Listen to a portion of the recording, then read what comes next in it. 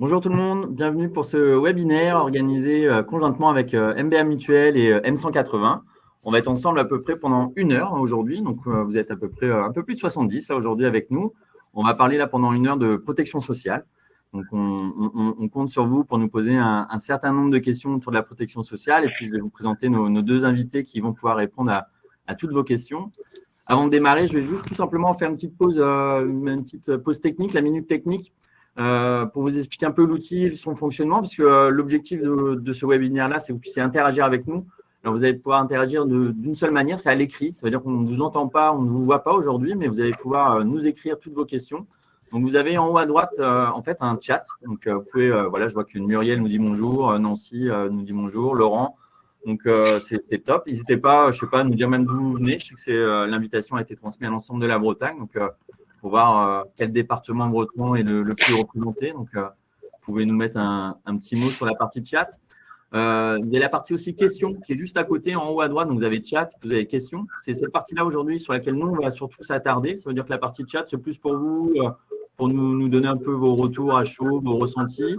Par contre, dès que vous avez une question, on vous demandera plutôt d'aller la poser sur la partie questions, donc qui est vraiment en haut à droite, juste à côté de l'onglet chat.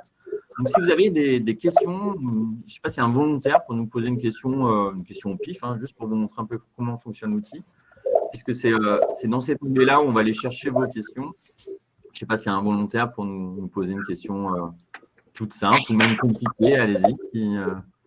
Donc, Naomi qui nous pose une question, comment on va? On va très bien, merci, parfait.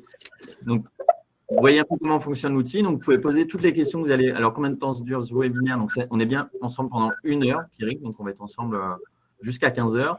Autre chose d'important sur les questions, c'est que vous allez pouvoir aussi voter pour les questions qui vous semblent, vous, les plus pertinentes ou les plus intéressantes. Ça veut dire que si vous n'êtes pas inspiré, vous ne savez pas trop poser, vous n'avez pas de questions vraiment en tête, mais vous dites que la question de Pierrick, elle est top, vous pouvez voter. Vous avez une petite coche à côté de la question de Pierrick. Vous voyez, là, je viens de cliquer dessus. Il y a une sorte de petit triangle.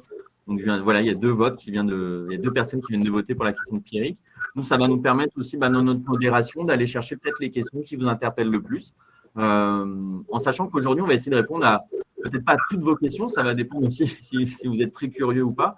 En tout cas, sur quoi on peut s'engager, c'est que nous, on aura une extraction de toutes les questions que vous allez poser. Donc, s'il y a des questions très précises sur lesquelles on peut répondre dans un second temps, on fera un retour vers vous par mail dans les 15 jours. Donc, vous aurez un retour sur une question. Alors, on ne répondra peut-être pas à la question de Nancy dans 15 jours sur comment on va aujourd'hui. Par contre, s'il y a des questions auxquelles on serait passé peut-être un peu à côté parce qu'il n'y a pas suffisamment de temps, on s'engage aujourd'hui, en tout cas, à prendre contact avec vous dans les 15 jours par mail pour répondre à ces questions précises. En sachant que, bien évidemment, si vous êtes accompagné par une structure d'accompagnement ou si vous voulez prendre contact directement avec MBA ou avec Elena, donc la dirigeante de M180, vous pourrez bien évidemment aussi, à un moment donné, prendre contact avec eux si vous souhaitez échanger plus longuement. Un petit point technique aussi, c'est que si vous avez des problèmes de connexion, vous avez un petit point d'interrogation en bas à gauche de votre écran, où il y a marqué « Aide ». Donc, vous pouvez aller cliquer dessus et en fait, ça vous ouvre une petite fenêtre, ce qu'on appelle une petite fenêtre pop-up, qui vous indique pas mal de choses pour résoudre un peu les problématiques de connexion, de son. Si vous avez des problèmes de connexion via le son, vous pouvez vous accéder par téléphone. Donc, il y a pas mal de solutions. Nous, on ne fera pas de modération technique aujourd'hui parce que c'est 1 heure. Si on fait de la modération technique sur un outil, on ne va pas beaucoup échanger sur la protection sociale. Donc, c'est la seule solution aujourd'hui si vous avez des soucis techniques, c'est d'aller plutôt dans ces onglets-là. Donc, en bas à gauche, une interrogation, si malheureusement, ça ne résout pas les problèmes et que vous n'avez pas correctement ce webinaire-là, il faut savoir que vous aurez accès au replay quoi qu'il arrive à la fin du webinaire. Ça veut dire qu'à 15 heures, vous allez recevoir par mail un petit mail de notif qui vous dit vous n'avez pas pu voir tout le webinaire ou vous souhaitez revisionner le webinaire. Voici le lien pour pouvoir accéder au replay. Alors, c'est moins interactif, mais vous aurez l'accès à l'intégralité de ce qu'on a pu échanger pendant 1 heure ensemble. Avant de démarrer vraiment, peut-être faire un tour de table rapide, un tour d'écran, on va dire. Je ne sais pas, peut-être Frédéric, puis après je laisserai Elena, puis je conclurai du coup. Frédéric, peut-être? Oui, bonjour à tous, très heureux d'être présent avec vous jusqu'à 15h. Donc Frédéric Niel, je suis le directeur du réseau commercial pour MBA Mutuel. Donc MBA Mutuel, on est une PME territoriale très ancrée sur le Grand Ouest et on est des experts de la protection sociale, donc qui englobe la complémentaire santé et ce qu'on appelle la prévoyance. Elena, peut-être? Bonjour à tous, Elena Maniero, je suis jeune entrepreneur depuis 1 an et demi et à côté, en parallèle, je préside une association des femmes entrepreneurs qui s'appelle Femmes de Bretagne. Et je termine du coup, alors, si ça veut bien marcher, excusez-moi, j'ai une petite perte de connexion. Je ne sais pas si vous m'entendez. Frédéric et Elena, vous m'entendez bien? Très bien. Ok, j'ai l'image qui était figée. Donc Mathieu, moi, je travaille à la BGE, donc BGE que vous connaissez peut-être sûrement, donc une structure associative qui fait de l'accompagnement à la création reprise et également du suivi de dirigeants. Donc je vais être un peu aujourd'hui l'animateur de ce webinaire-là. Mon rôle, ça va être… alors, je ne vous ai pas présenté ici quand même, il y a Nolwenn avec moi. Bonjour tout le monde. Qui travaille aussi à MBA, qui va faire un peu la modératrice à l'écrit. Donc, vous la voyez là, mais elle est aussi, on va dire, en back-office sur la partie chat et la partie questions. Donc, on est tous les deux aujourd'hui. Moi, mon rôle, ça va être plutôt de faire la même chose que Nolwenn, et à l'oral, donc d'intervenir, de poser des questions à Frédéric, à Elena, et puis d'aller chercher vos questions, vos remarques, qu'on puisse échanger tous ensemble sur la protection sociale. Peut-être une question. Alors, pourquoi on a réuni aussi MBA et Elena? On voulait aussi avoir une approche de la protection sociale un peu à deux voies, c'est-à-dire le côté technique, métier par MBA, puis l'approche plutôt retour terrain, expérience utilisateur, utilisatrice de Elena, qui a, à un moment donné, était comme vous, parce que porteuse de projet et qui est aujourd'hui chef d'entreprise, donc qui va aussi pouvoir avoir un retour un peu plus terrain de ce que c'est la protection sociale quand on est installé. J'ai regardé avant de démarrer le webinaire, tout à l'heure, on s'amusait à regarder de quand date l'assurance. Les assurances, c'est très ancien. C'est Frédéric, apparemment, il est assez expert sur l'histoire des assurances. Mais ça date de 1666. Donc, 1666, c'est le grand incendie de Londres. Et suite à cet incendie-là, les gens se sont réunis, en tout cas, ont voulu créer un élan de solidarité, en tout cas une protection pour parer les prochains incendies. Donc, ils ont créé les premières assurances modernes comme on les voit aujourd'hui. Et la protection sociale, en tout cas la prévoyance, comme Frédéric va nous le décrire, c'est un peu plus récent, c'est l'entre-deux-guerres. C'était le regroupement d'artisans entre-deux-guerres qui ont voulu assurer leur personne dans le cadre de leur métier.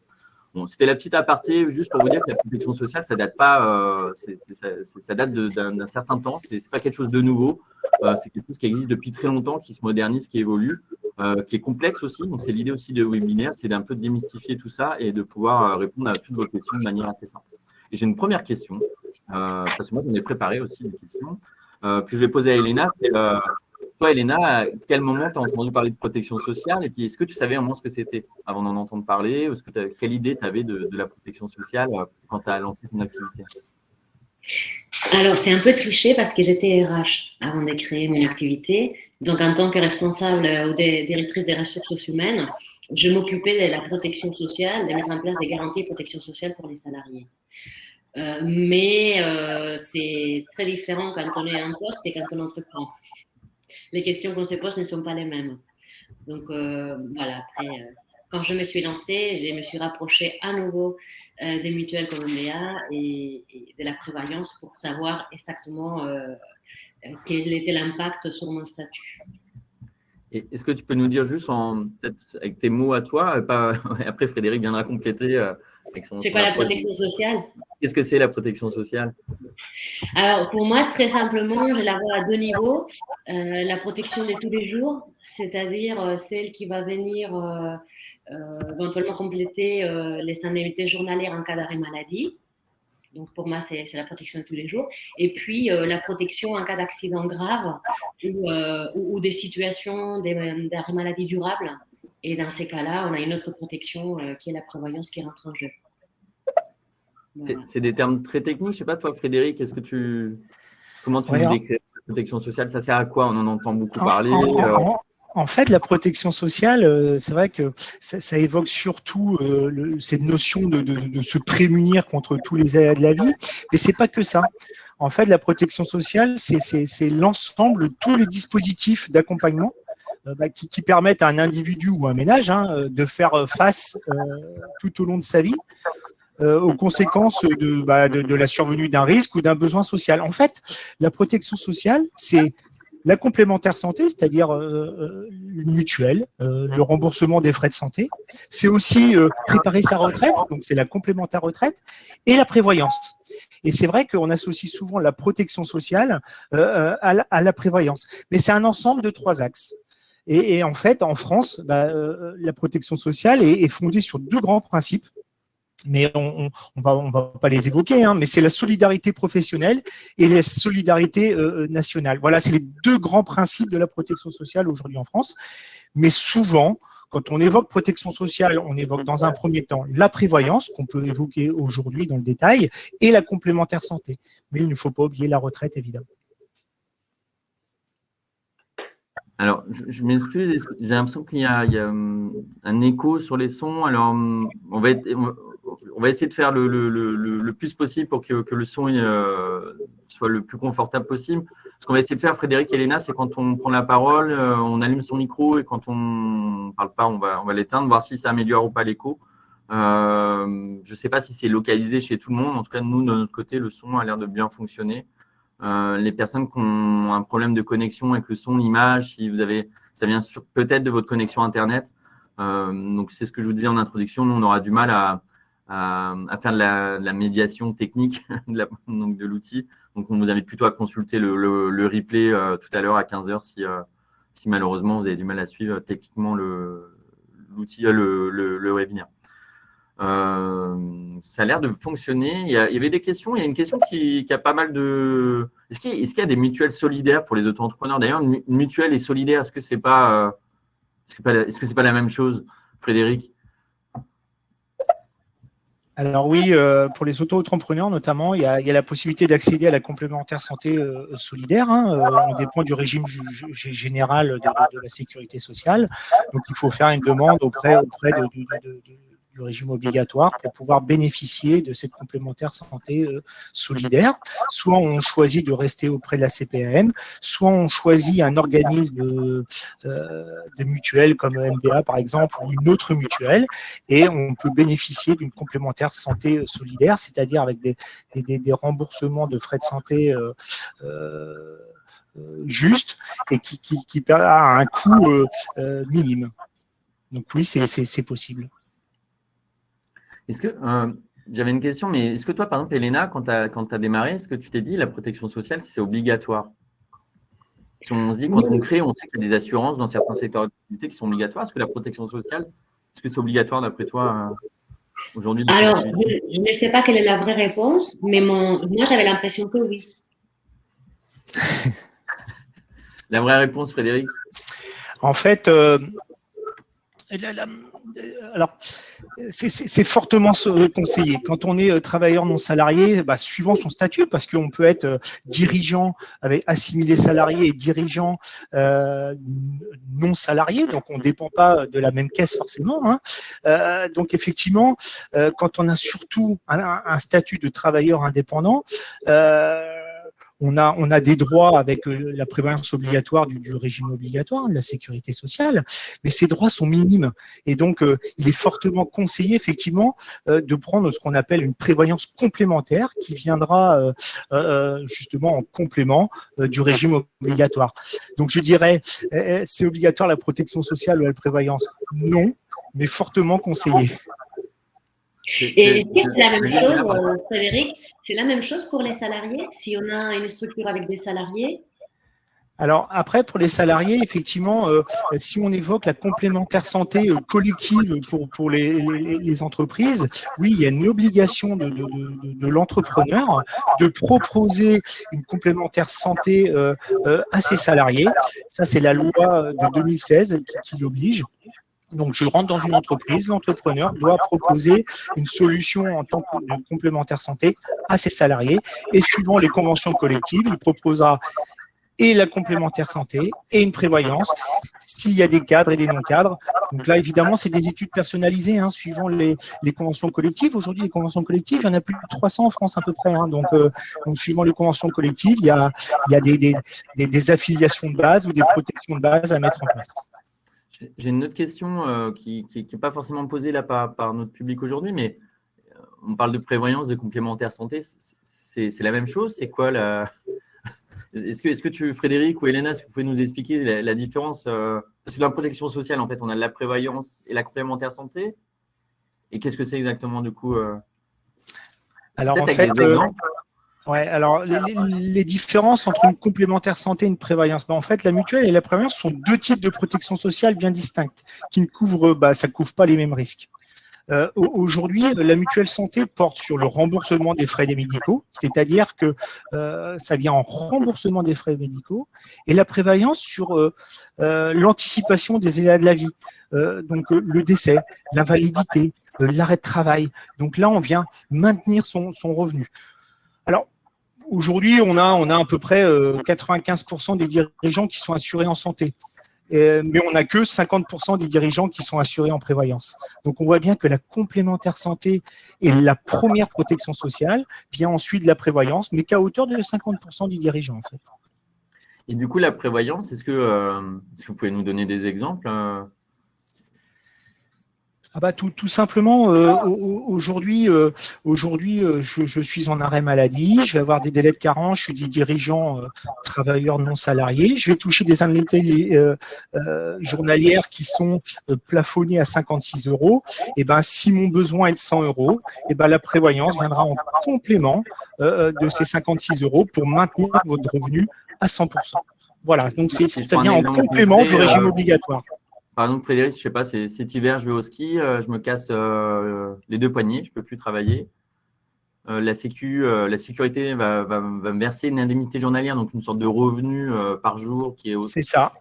Aller au pif, je dis n'importe quoi, autour de 50 €, sauf que moi, mon besoin, il est de 100 €, puisque mon activité me génère un revenu de l'équivalent de 100 € par jour. Et vous, la mutuelle, en tout cas la prévoyance, vous, une autre mutuelle, viennent en complément pour verser le reste du, c'est ça? Et exactement. Donc, c'est pour ça que ce complément est très personnel, c'est-à-dire que c'est par rapport à un âge, c'est par rapport à des revenus, c'est par rapport à une situation de famille, c'est par rapport surtout à un statut juridique. Et donc c'est important de le prendre en compte. Une prévoyance vient toujours en complément d'un régime obligatoire. Je refais juste une petite aparté micro. Elena, n'hésite pas à couper ton micro. Frédéric, pareil, quand l'un de nous parle. Je ne le fais pas tout le temps, je suis le premier. On va essayer d'être vigilant premier. J'avais une question qui revient pas mal, c'est par rapport aux personnes qui ont peut-être une reconnaissance travailleur handicapé ou des personnes qui ont des maladies longue durée. Est-ce que ça a un surcoût aujourd'hui de prendre une prévoyance ou une mutuelle dans ces cadres-là? Quel impact ça a quand on a des problèmes de santé récurrents, un handicap reconnu? Alors, c'est une excellente question. Il faut savoir qu'une complémentaire santé, donc qui vient en remboursement de frais de santé, il n'y a pas de questionnaire de santé. Il peut y avoir chez certains assureurs, mais sur des mutuelles comme la nôtre, il n'y a pas de questionnaire santé. Concernant une prévoyance, un contrat de prévoyance qui vient vous couvrir pour le décès, l'invalidité, l'arrêt de travail ou autre, il y a des questionnaires de santé. Donc effectivement, suivant certaines pathologies, on peut avoir des exclusions, on peut avoir des surprimes. Ou rien. Hein, ça, c'est le médecin conseil qui statuera. Donc, c'est très, très personnel. Après, je fais une petite précision aussi pour les personnes qui ont une reconnaissance travailleur handicapé. Il y a des mutuelles aussi. Si vraiment demain MBA ou une autre mutuelle, un autre organisme ne répond pas à vos besoins, il y a aussi des structures, je pense à l'entrepreneur de la cité, qui fait de la prévoyance aussi dédiée aux personnes qui ont une reconnaissance travailleur handicapé. Donc, il existe des solutions. Alors, je suis d'accord, ce n'est pas toujours la plus facile, la plus simple à mettre en place, mais en tout cas, ça vaut le coup de vous renseigner auprès d'une mutuelle, que ce soit MBA ou une autre, pour essayer de voir s'il n'y a pas des solutions la plus adaptées à vos besoins à ce moment-là. Du coup, je regarde juste un peu vos questions. Il y avait une question qui je pense, a été posée une ou deux fois, mais qu'on avait anticipé, c'est combien ça coûte une mutuelle, une prévoyance. Alors, je ne vais pas demander à Elena combien ça lui coûte par mois, mais est-ce que c'est… alors, avant que Frédéric réponde, mais est-ce que toi, Elena, le prix, est-ce que c'est quelque chose que tu allais regarder? Est-ce que c'est important pour toi? Est-ce que tu peux nous en parler? Bien sûr, c'est important. Hein, tous les coups, quand on entreprend, on regarde ça au centime près. Moi, en tout cas, les choix, c'est fait par rapport à des choix plus des valeurs. Comme il a dit Frédéric tout à l'heure, il y a plus de 300 organismes qui proposent leurs offres. Moi, j'ai décidé de regarder déjà ce qui faisait, ce qui était proche de Rennes. Et puis, en comparant un peu les offres, et très vite, ça dépend aussi du contact qu'on a avec les conseillers. Moi, j'ai eu un très bon contact avec MBA. MBA est une mutuelle régionale, en tout cas ancrée ici en Bretagne, donc pour moi, c'était important. Le coût était important, et du coup, l'offre est faite sur mesure. Donc, si moi, par exemple, j'ai dit, le budget que j'avais prévu, c'est des 60 € par personne. Ils vont me faire des garanties en fonction, sachant qu'il y a un minimum de garanties qui doit être respecté en fonction de la convention collective. Donc voilà. Pour moi, ça s'est passé comme ça. Et le coût de la mutuelle est réparti entre l'employeur et les salariés. Voilà. À hauteur moins de 50%. Au-delà du prix, tu as regardé aussi ce que ça garantit. Et les garanties, c'est quoi? Pour la mutuelle, moi, j'ai regardé par rapport parce que nous, on est deux, donc 2 salariés. J'ai regardé, lui, il a des problèmes plutôt d'oreilles et moi, des vues. Donc, on a regardé forcément ces postes-là en disant, bon, l'optique, pareil, les dentaires, les bases, et on comparait comme ça. Frédéric, tu peux préciser peut-être du coup sur le prix? Oui, que ce soit la complémentaire santé pour des salariés ou la complémentaire santé pour soi-même, et c'est valable également pour la prévoyance. Donc, ça dépend de l'âge, de la constitution de la famille, ça dépend des revenus, ça dépend du régime obligatoire auquel on appartient. Effectivement, si on est profession libérale de santé ou si on est artisan commerçant, on n'a pas les mêmes régimes, et ça dépend aussi des besoins en face. Donc là, c'est important de faire un audit personnalisé du sur-mesure. Donc, il est difficile de définir un coût par rapport à ça. Est-ce que tu peux quand même nous dire, peut-être, parce que là, on avait l'exemple plutôt du prix quand on est en micro, une fourchette peut-être, ça démarre à partir de combien? Au moins de prévoyance, sans forcément sur la santé, mais sur la prévoyance. Une prévoyance, plus on est jeune et s'il n'y a pas beaucoup de besoins et que les revenus, on va pouvoir commencer à 25 ou 30 €. De plus, il y a des dispositifs, ce qu'on évoque fiscaux qui permettent, je rappelle que la loi Madelin a été mise en place justement pour que l'entrepreneur aujourd'hui, notamment indépendant, puisse s'assurer, préparer sa complémentaire retraite. Donc c'est vrai qu'il y a différentes enveloppes qui sont mises en place pour que le travailleur non salarié qui n'a pas la même protection qu'un salarié puisse le faire et intégrer ces charges-là de façon sereine dans son entreprise. Donc, mais effectivement, on débute entre 20, 25, 30 €, que ce soit une complémentaire. Et du coup, Frédéric, est-ce que c'est pas quelque chose qu'on va devoir aussi, et j'imagine qu'Elena, tu le fais, réévaluer peut-être chaque année, en tout cas de voir un peu l'évolution, parce qu'on peut avoir des changements en interne au sein de son entreprise, on peut avoir aussi, nous, des changements. Tu parlais, moi j'ai des problématiques de lunettes, on peut ne pas avoir de lunettes à un âge et en avoir à un moment donné. Et puis surtout, ce qu'il faut regarder au-delà du prix, c'est qu'est-ce qui se passe. Je reprends mon exemple, je vais au ski. Alors, je skie très très mal, j'ai dû skier une fois dans ma vie, donc il faut vraiment que je fasse attention la prochaine fois. Mais si je me casse les 2 poignets, je suis indépendant, combien je vais perdre en fait? Le fait de ne pas avoir eu de prévoyance, je vais perdre de l'argent parce que je ne peux plus exploiter correctement. Si je suis maçon, je ne peux plus travailler. Et comme je n'ai pas pris de prévoyance, du coup, j'ai pas du tout, en tout cas, j'ai une indemnité journalière minime qui ne me permet peut-être pas de faire face à ma perte d'exploitation, en tout cas à ma perte d'activité pendant le temps que j'ai mes 2 plâtres au poignet.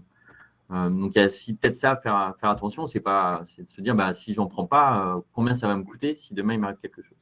Il y avait des questions très précises, je ne sais pas si on peut y répondre, Frédéric, c'était sur la mutuelle du conjoint, quand on est indépendant et qu'on veut s'installer et que son conjoint a déjà une mutuelle, est-ce qu'on peut rester sur sa mutuelle?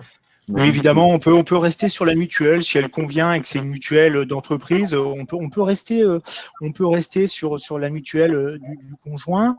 Concernant la prévoyance, il faut quand même, si on est travailleur non salarié, prendre une prévoyance à titre individuel. Mais pour la mutuelle, la complémentaire santé, on peut rester sur celle du conjoint si elle convient. Il n'y a pas de problématique là-dessus. Je me permets, Mathieu, de rebondir sur une question de Fatima, qui est le médecin conseil de MBA. Est-ce pas discriminatoire? C'est important de dire que nous, on est une complémentaire santé, on est une vraie mutuelle et on dépend d'une union mutualiste. Et aujourd'hui, le médecin conseil, lui, il travaille pour X mutuelle, donc il n'est pas du tout salarié de MBA mutuelle. Et donc, qu'on soit X, Y, Z, lui, il fait juste son étude en tant que médecin.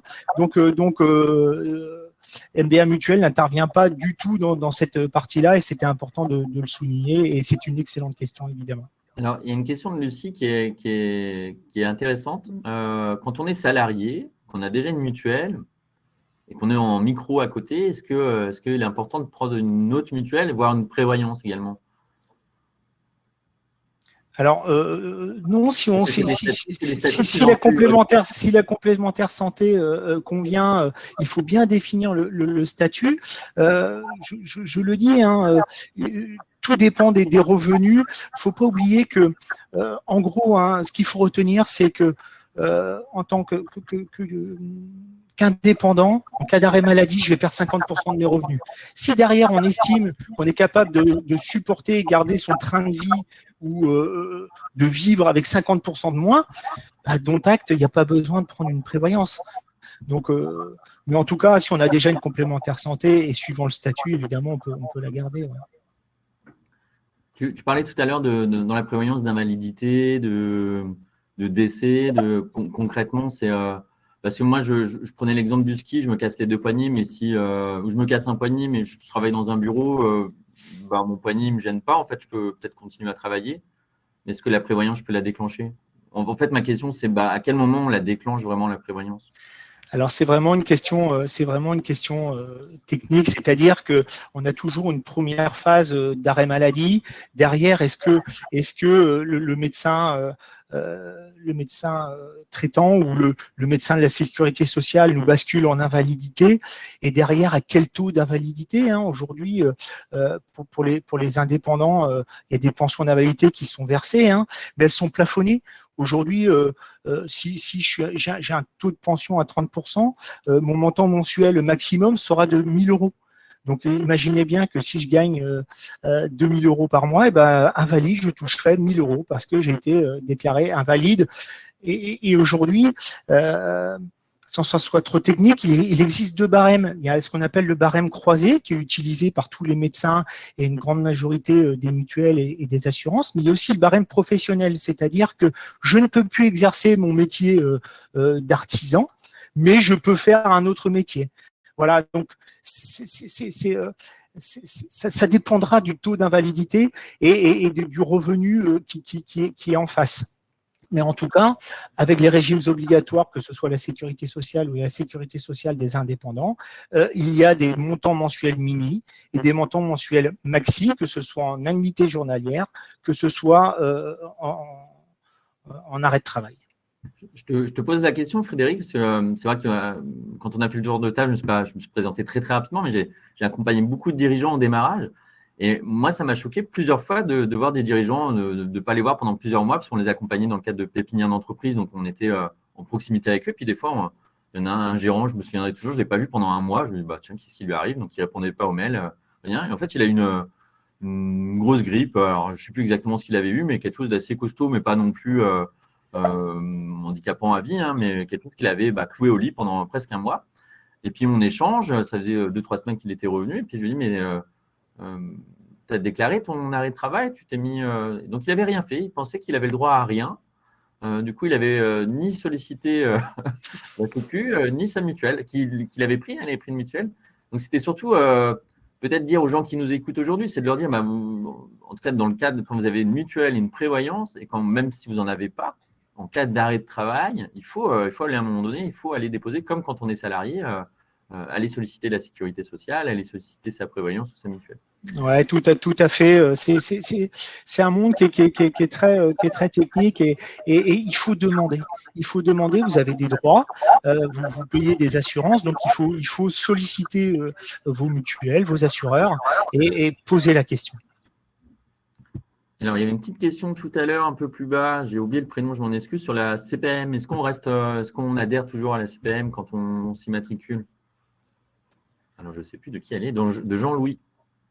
Alors aujourd'hui, effectivement, le régime social des indépendants, ce qu'on appelait avant le RSI,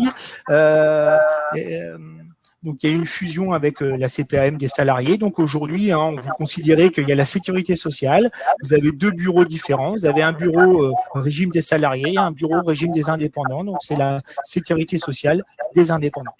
Donc on reste attaché à la CPM et on change de service quelque part. Voilà, en gros c'est ça, mais c'est pratiquement transparent. Ça reste la sécurité sociale. Alors, je regarde les autres questions. Alors, on en a quelques-unes sur la Madeleine, sur les retraites. Est-ce que la protection sociale, c'est la retraite aussi? Oui, comme je le disais en introduction, la protection sociale en France repose sur trois piliers, la complémentaire santé, la prévoyance et la retraite. Donc, notamment quand on a un statut de non-salarié, il est important, le plus tôt possible, quand on a stabilisé son entreprise et de stabiliser ses revenus, de préparer sa retraite, parce que suivant de quel régime on dépense, ça peut être compliqué au moment de partir à la retraite. On regarde un petit peu aussi s'il y a d'autres questions. Il y avait une question sur la loi Madeleine. Loi Madeleine, oui, tout à fait. Des précisions sur cette loi. Elena veut aussi des précisions, je crois, sur la loi Madeleine. Alors, la loi Madeleine a été créée en 1994 par Alain Madeleine. En fait, c'est une loi, c'est pour aider c'est une loi sur la fiscalité, ce qui permet de faire. Il y a deux enveloppes. Il y a une enveloppe pour la complémentaire santé et la prévoyance, c'est la même enveloppe, et une enveloppe pour la retraite. C'est-à-dire que vous intégrez ces charges-là dans celles de la société et vous pouvez avoir une défiscalisation sur l'impôt sur le revenu ou sur l'impôt société selon vos structures. Donc, c'est pour aider les travailleurs non salariés à s'assurer, à préparer leur retraite. Et en contrepartie, il y a de la défiscalisation avec différents seuils. Donc, suivant les revenus, si je suis au-dessus du plafond de la sécurité sociale, qui est aujourd'hui de 41 000 euros, j'aurai le droit à tant dans l'enveloppe et ça me permettra de déduire tant par rapport à mon impôt sur le revenu ou par rapport à mon impôt sur la société. Donc ça, il faut se faire accompagner par son assureur ou son conseiller du mutuel et avec son comptable. Donc, c'est important qu'il y ait vraiment une triangulaire entre vous, assuré, le comptable et l'assureur mutualiste. Donc ça, c'est très important que cet échange-là. Et tous les ans, on travaille sur l'enveloppe suivant l'évolution de la famille, du revenu, et ça vous permet de vous assurer, de passer ça dans les charges de la société et de déduire fiscalement sur les impôts. Il y a une autre question, je reviens un petit peu en arrière sur les prix. Une question de Maël, c'est une personne équivalente, je ne sais pas, j'ai un double, un clone à côté de moi qui est indépendant, il a le même âge que moi, il a la même composition familiale, les mêmes problématiques de santé, sauf que lui, il est indépendant, moi, je suis salarié. Est-ce que je ne sais pas si tu as la réponse en même temps, Frédéric, elle est pas mal la question, mais est-ce que l'indépendant va la payer plus cher, moins cher, ou va payer la même chose en termes de prévoyance? Ouais, c'est probable. C'est quasiment pareil. C'est probable. Ça dépendra du statut juridique. Ça dépendra si on le met dans le cadre de la loi Madeleine ou pas. Ça peut. Voilà, il y a certains assureurs qui majorent le statut travailleur non salarié pour X raisons, sur des calculs de taux techniques et autres. Mais en tout cas, on trouve ça sur le marché, effectivement. Mais il peut avoir un petit surcoût, en tout cas une différence. Oui. Ça peut exister. Oui, suivant les statuts entre salariés et non salariés, oui. J'ai une autre question, peut-être que je vais la poser à Elena, mais c'est quand tu as créé ton activité, tu étais salarié ou tu t'étais inscrite à un moment donné à Pôle emploi ou... Oui, j'étais passée par la case Pôle emploi, oui. la caisse par l'emploi, parce qu'on a une question de Lucie qui nous demande quand on est demandeur d'emploi et indépendant, est-ce que on est toujours couvert par la CPM, des indépendants, ce que tu disais tout à l'heure, Frédéric, ou par les salariés? Puis du coup, peut-être avant que tu répondes, c'est Elena, à un moment donné, toi, tu t'es posé ces questions-là de te dire, tiens, je m'installe, par qui je suis couvert, est-ce que c'est la Sécu, voilà, est-ce qu'à un moment donné, tu as eu des zones un peu de flou, d'ombre, où tu t'es dit, mince, je suis peut-être pas couvert là. Ou bien tu t'es dit, maintenant, le circuit se fait de manière très, très fluide et au final, soit tu le savais ou soit parce que je ne sais pas comment tu as ressenti cette couverture santé, on va dire, à un moment donné, quand tu t'es lancé. Est-ce qu'il y avait des zones d'ombre? Oui, tu as tout à fait raison. C'est-à-dire que quand on est salarié, on ne s'en occupe pas, on sait qu'on est protégé. On a la mutuelle qui est obligatoire et généralement la prévoyance aussi.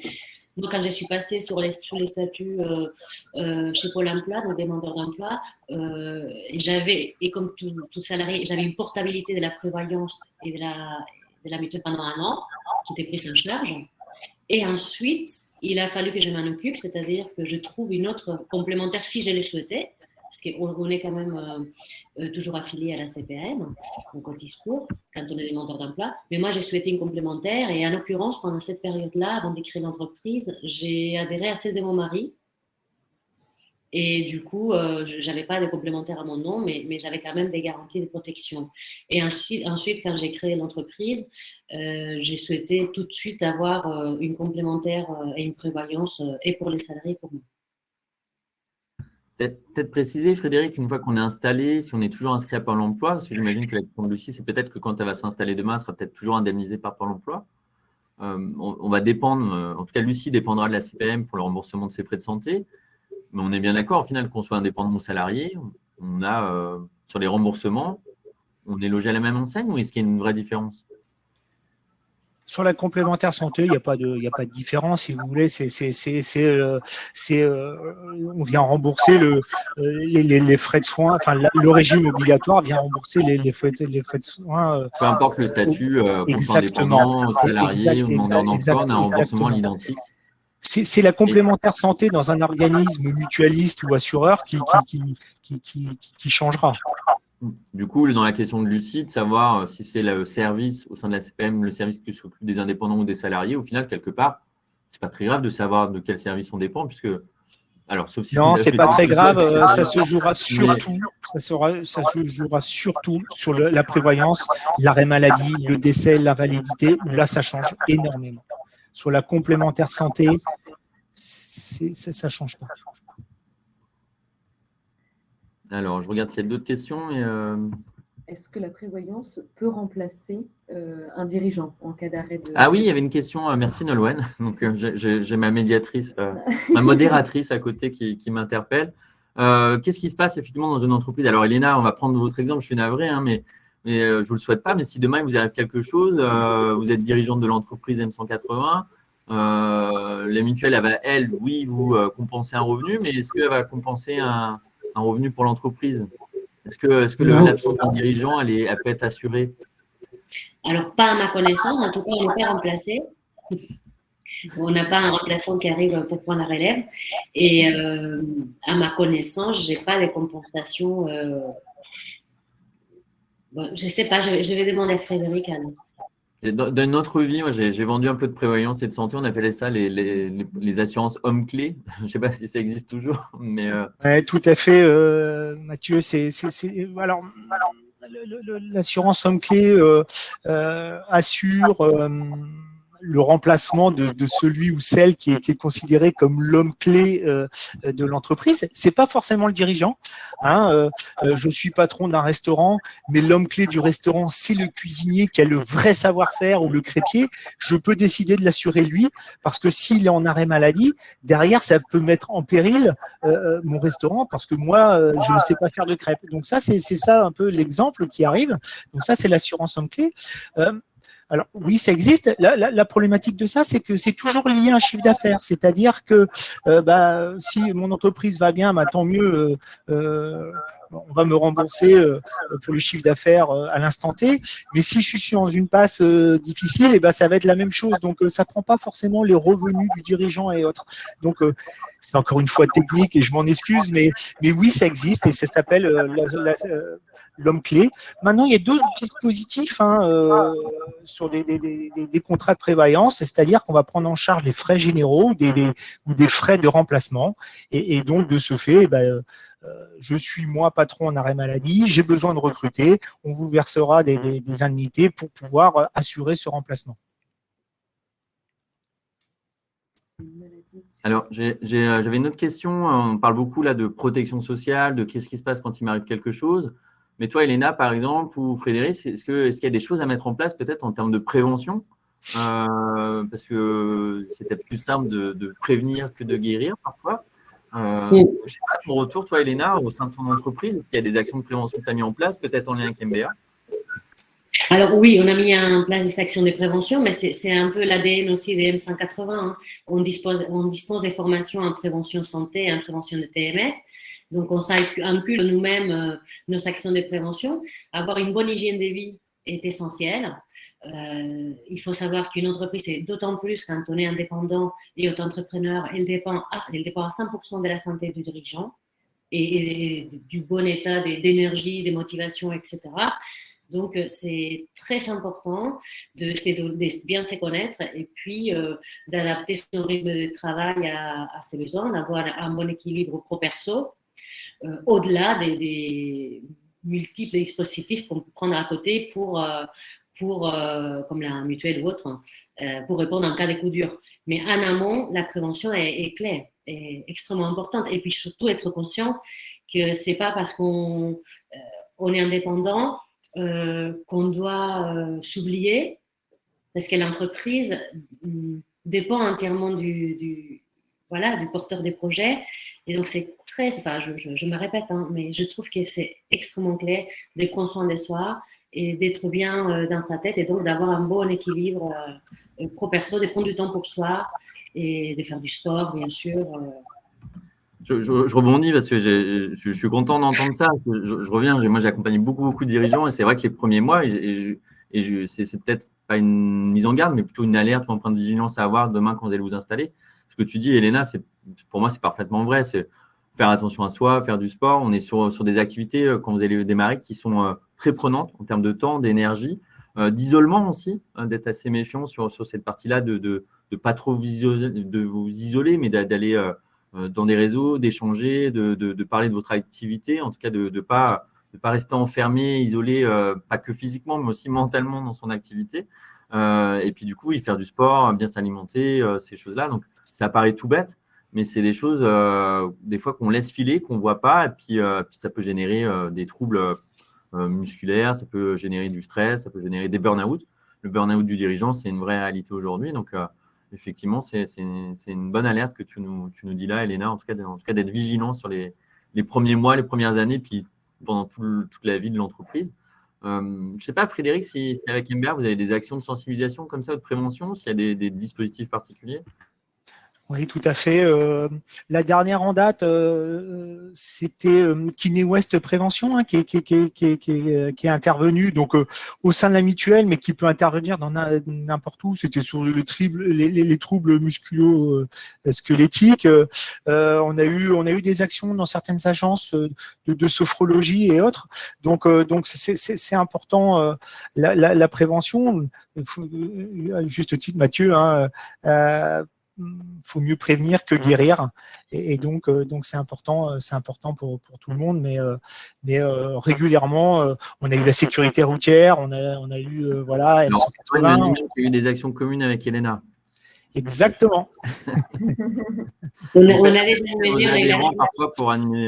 Il y a eu notamment chez les coiffeurs, c'est bien ça, Elena?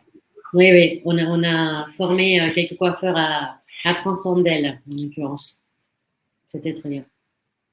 Et je me permets, Mathieu, tu parlais du réseau, et c'est vrai que la santé, on parle tout de suite à la santé physique, hein, quand on parle prévention santé, mais la santé psychologique est clé, et le fait d'appartenir à un réseau, d'être entouré, même si on n'est pas connecté en permanence au réseau, mais de savoir qu'on peut faire appel à quelqu'un, qu'on peut partager ses difficultés de développement commercial ou de coups de mou, c'est la clé on va dire que ça apporte 2/3 de la réussite de l'entreprise, notamment la première année. Aujourd'hui, les statistiques montrent que 70% du chiffre d'affaires de la première année d'un indépendant, d'un entrepreneur, c'est fait grâce à son réseau et bouche à oreille. Du coup, le fait de pouvoir compter sur un réseau qui l'aide en plus à développer son réseau, business j'entends, mais aussi à les soutenir, à lui apporter des compétences complémentaires, c'est très très important. Moi, j'ai conseillé à tout le monde d'aller adhérer à des associations, à des réseaux d'entrepreneurs. Mixtes, pas mixtes, peu importe. Mais de se faire accompagner par la BGE et voilà, par d'autres. Il y a énormément de réseaux et c'est ce que je disais tout à l'heure. Il ne faut pas s'isoler physiquement, mais aussi mentalement. Il faut sortir, il faut échanger, il faut parler de vos problématiques, de vos réussites, de la surcharge de travail, de la sous-charge de travail aussi, parce que les premiers mois, des fois, ça peut être des mois très, très calmes. Il faut vous ayez ce réflexe-là d'aller échanger avec d'autres consoeurs, confrères pour parer ces risques de fatigue physique, mais mentale également. J'avais 2 questions, je vois le temps filer, il est presque moins le quart passé, 48. Donc, c'est Anaïs on va en parler de la grossesse. Je gardais la question pour la fin, parce que c'est des questions qui reviennent très souvent. Mais avant, on a eu quelques questions, dont celle de Marie, mais on en a eu d'autres sur les délais de carence. Donc, c'est peut-être plutôt Frédéric qui va nous répondre. Demain, si je prends une prévoyance, on est vendredi, ce week-end, je vais au travail, je sais pas, je suis maçon, je suis sur un chantier, je me casse un poignet. Est-ce que je suis couvert lundi ou comment ça se passe? Est-ce qu'il y a un délai de carence? Alors, peut-être par rapport à la mutuelle et puis peut-être par rapport à la mutuelle prévoyance, mais aussi peut-être par rapport à la sécurité sociale. Est-ce qu'il y a un minimum à travailler avant d'être couvert? Et ton micro est éteint, Frédéric. Merci. Pour la complémentaire santé, dans 99% des cas, il n'y a pas de carence. Je sais qu'il existe certaines complémentaires santé ou certains assureurs notamment qui peuvent mettre sur certains cas des carences quand on vient de la concurrence et autres. Mais en tout cas, dans la grande majorité des cas, sur la complémentaire santé, il n'y a pas de carence. De toute façon, si vous avez un doute, vous posez la question à votre assureur ou votre mutuelle. Concernant la prévoyance, ça dépend si vous êtes dirigeant assimilé salarié ou si vous êtes dirigeant non salarié. En tout cas, oui, il y a des délais de carence de 3 jours. Après, ça dépend si c'est un accident, si c'est une maladie. Donc, chaque cas est vraiment particulier. Donc, c'est important de déjà bien définir quand est-ce que, quel est l'arrêt maladie et si je suis dirigeant non salarié ou non salarié. Frédéric, dans le cas d'un accident, je prends toujours mon exemple, je suis maçon, je suis sur un chantier lundi, je me blesse lors d'une mission. Alors, j'ai bien compris qu'il y avait cette possibilité-là, ça peut exister d'avoir des jours de carence où la prévoyance ne s'enclenche pas, mais est-ce que je suis bien couvert en ayant adhéré peut-être cette semaine? Est-ce que la prévoyance s'actionne tout de suite? Est-ce qu'elle me protège tout de suite dès que j'ai signé le contrat?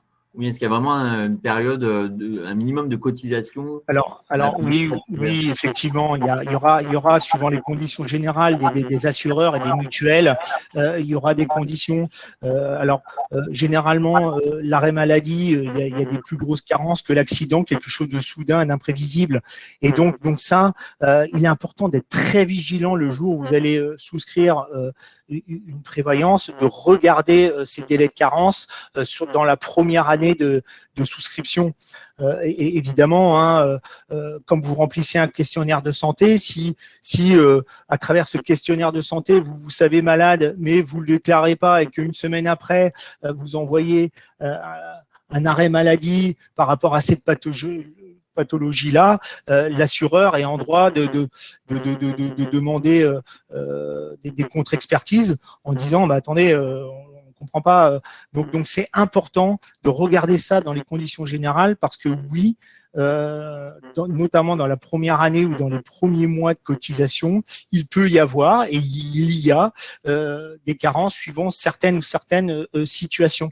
C'est pour ça que l'étude que ce soit d'une complémentaire santé ou l'étude d'une prévoyance, ça se fait pas à la légère. Alors, il y a différents modes, hein. Il y a en face à face, il y a par Internet, mais faut bien être affûté quand on le fait tout seul par Internet.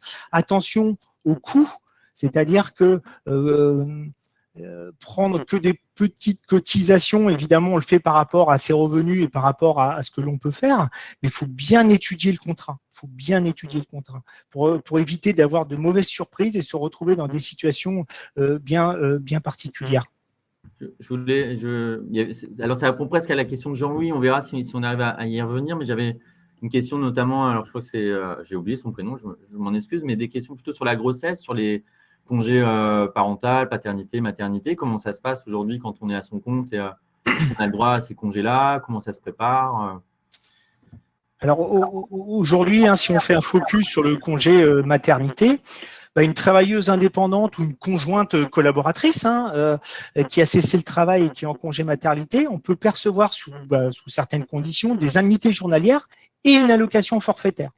Alors aujourd'hui, pour faire simple, l'allocation forfaitaire de repos maternel est de 3 428 €. Donc vous recevez de la Sécu 3 428 €. Donc là, c'est au 1er janvier 2021, on est à 3 428 €.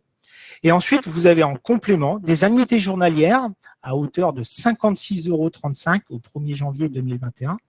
Et là, elles sont versées chaque jour de votre arrêt d'activité professionnelle. Alors, il y a plusieurs conditions. La condition, c'est que l'activité est cessée au minimum 8 semaines, dont 6 après l'accouchement. Donc, vous voyez, dans la limite des durées légales de congé. Donc, tout ça, il faut évidemment se rapprocher de la sécurité sociale. Et en complément, votre prévoyance, si vous avez souscrit des indemnités journalières, maternité et autres, viendra en complément si jamais les 56 € par jour ne venaient pas combler vos revenus. Et il existe également, je vais un peu plus loin, mais il existe également un congé paternité ou de l'accueil de l'enfant.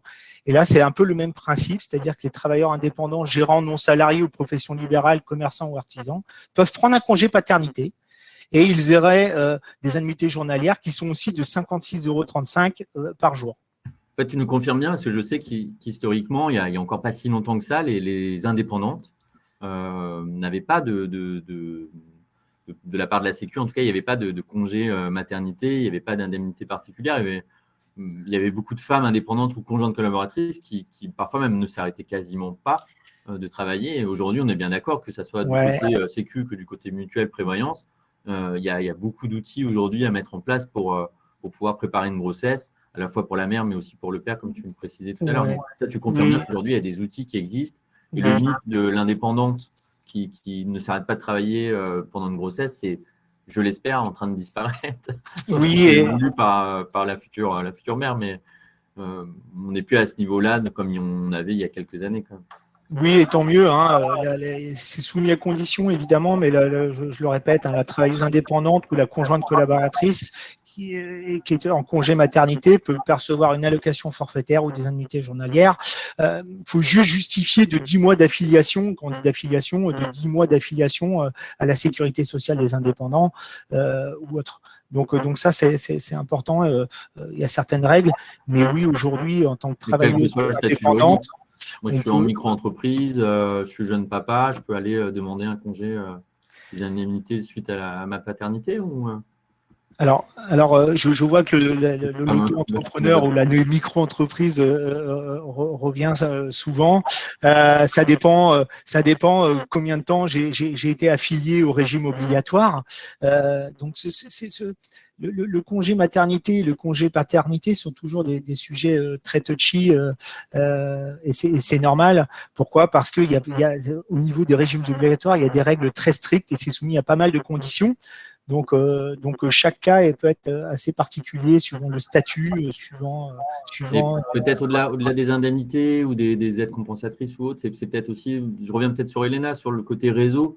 c'est peut-être d'aller échanger peut-être avec des femmes qui ont eu à un moment donné ce besoin de congé maternité, de voir comment l'anticiper, parce que quand on démarre une activité, alors je suis peut-être pas le mieux placé, je sais pas, mais en tout cas, quand on démarre une activité, qu'on est une femme et qu'on a un désir de grossesse, j'imagine que ça s'anticipe, ça se travaille, peut-être que c'est pas que ça, mais peut-être qu'à un moment donné, aller échanger avec d'autres femmes qui ont eu ce parcours-là, ça permet peut-être de lever aussi des freins ou des a priori qui ne sont pas justifiés, en tout cas de se projeter peut-être plus facilement sur la partie revenu, en tout cas de l'impact que ça peut avoir sur son activité d'avoir demain une grossesse. Donc, c'est effectivement les réseaux comme Femmes de Bretagne, Femmes au féminin, et les réseaux ou d'autres réseaux, hein, mais ça vaut le coup d'aller échanger aussi avec d'autres chefs d'entreprise et puis d'échanger aussi avec sa mutuelle parce qu'ils sont peut-être quand même les mieux placés pour échanger avec vos adhérents sur ces thématiques-là. Il y avait une dernière question, peut-être, on va voir si on a encore une ou deux questions, mais Jean-Luc nous demandait s'il y avait alors je change de sujet, mais un comparateur d'assurance en ligne. Même si je pense que tu as un peu répondu tout à l'heure, Frédéric, en disant que oui, on peut aller regarder sur Internet, mais souvent, c'est un peu des premiers éléments qu'à un moment donné, tu vas me confirmer. Est-ce qu'il ne faut pas pousser la porte quand même d'une mutuelle, que ce soit un MBA ou une autre mutuelle, pour vraiment se rendre compte de qu'est-ce qu'il y a derrière, qu'est-ce qu'il y a dans l'arrière-boutique, quelle garantie, quelle assurance vous proposez exactement? Alors oui, évidemment, les comparateurs, hein, vous voyez des pubs à la télé, le Lynx ou autre, pour ne pas les nommer, existent. Je voulais pendant tout le long de cette présentation, je parlais d'assureurs et de mutuelles. Juste pour la culture de tout le monde, c'est important d'expliquer la différence. Aujourd'hui, une mutuelle reverse tous ses bénéfices ou ses dividendes à ses assurés. Aujourd'hui, un assureur, lui, il reverse ses dividendes ou ses bénéfices à des actionnaires. C'est important d'expliquer déjà la différence. Ensuite, on parle d'assurance de personnes hein, quand on parle de complémentaire santé. Donc, ça nous touche nous et ça embarque l'entreprise et sa famille. Donc, moi, je préconise quand même qu'on passe le pas d'une agence ou qu'on traite ça en face à face parce que quand il y a une lecture d'un bilan comptable à faire, quand il y a une étude de la famille, quand il y a une étude des revenus, quand il y a une étude de l'enveloppe fiscale qu'on met dans la boucle comptable, et ben quand on est dirigeant, faut pas le prendre à la légère parce que vous êtes porteur de projet. Ce projet-là, c'est votre bébé, mais ça peut aussi embarquer en cas de risque ou d'aléa de la vie, l'ensemble de votre vie pro et votre vie perso. Donc, moi, je dis toujours qu'il faut pas jouer avec ça. Quand on parle d'assurance de personnes, on n'est pas en train d'assurer un scooter, quoi. Enfin, donc c'est hyper important. Je peux me permettre en plus, Frédéric, on a eu beaucoup de questions, des fois très précises. On n'a pas répondu à toutes vos questions aujourd'hui, mais je me souviens d'une sur si je suis dans le milieu agricole. Donc voilà, c'est de se dire, il y a tout le temps des spécificités. Vous voyez bien que là, sur du collectif, c'est difficile de répondre forcément à toutes ces spécificités-là. Mais quand vous êtes dans le bureau avec un spécialiste, alors mutuelle, assurance, en tout cas, si vous êtes avec un spécialiste, lui, il va être capable de vous répondre précisément. Lucie, sur sa dernière question sur le congé maternité en tant que salarié ou indépendant, on pourrait là passer 1 heure, 2 heures, je pense, pour parler de différence entre les indemnités si on est salarié ou si on est indépendant.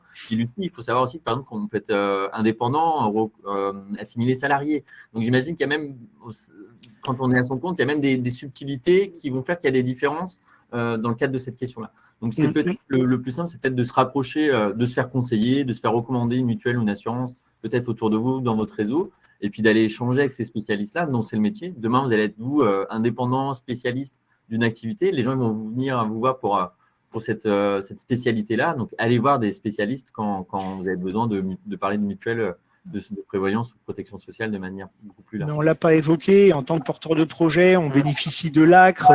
Quelle est l'incidence derrière sur ma protection et autres il y a tellement de statuts que faut faire du sur-mesure. Enfin, voilà. On arrive à la toute fin là, du webinaire. Vous avez, j'ai l'impression que vous posez pas mal de questions. Vous avez été assez nombreux, en tout cas, à échanger avec nous. Peut-être avant de finir, Elena, si tu veux un petit mot avant de conclure, et Frédéric également.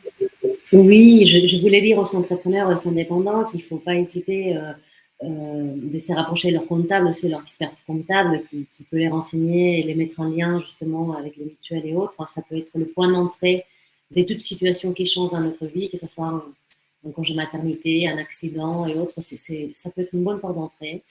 Ça peut être aussi votre banquier, la structure qui vous accompagne si vous n'avez pas de comptable également. Hein. Bien sûr, les structures qui vous accompagnent, les réseaux, bien entendu, parce que probablement d'autres ont vécu la même chose.